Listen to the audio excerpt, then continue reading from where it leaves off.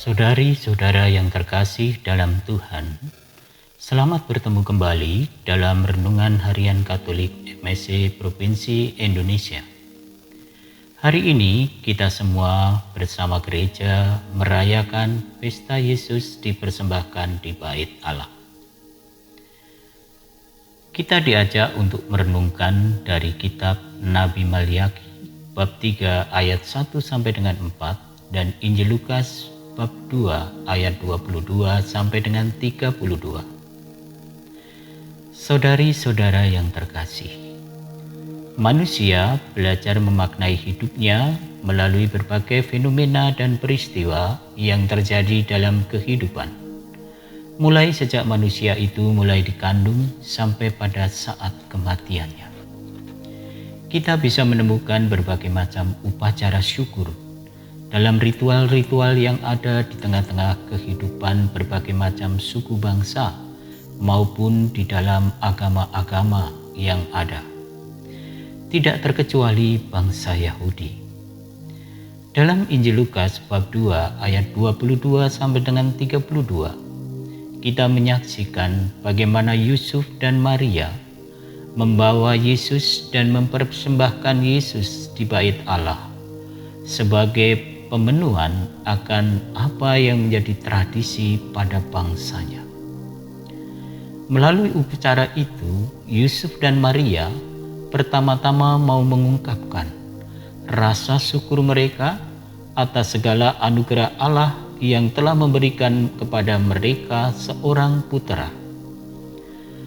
Yang kedua, mereka mempersembahkan putranya kepada Allah untuk menggenapi apa yang dinyatakan di dalam hukum Taurat, bahwa setiap anak laki-laki sulung harus dikuduskan bagi Allah.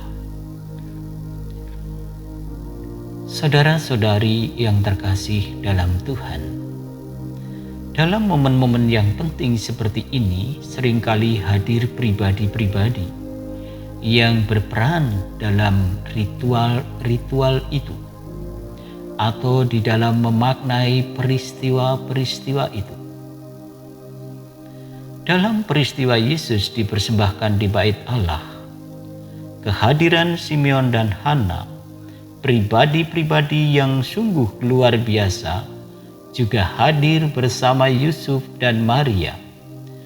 Mereka bukan hanya sekedar hadir, tetapi dengan nubuatan-nubuatan mereka memperkaya makna dari peristiwa ini, menyingkapkan tabir yang menyelimuti hidup Yesus, Yusuf, dan Maria, yang memperkaya arti dan makna hidup mereka, keberadaan mereka di tengah-tengah kehidupan yang mereka jalani.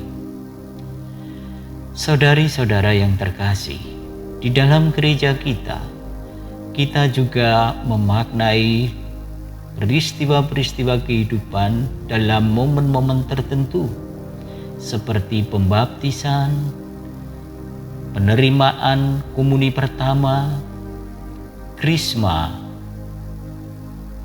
perkawinan,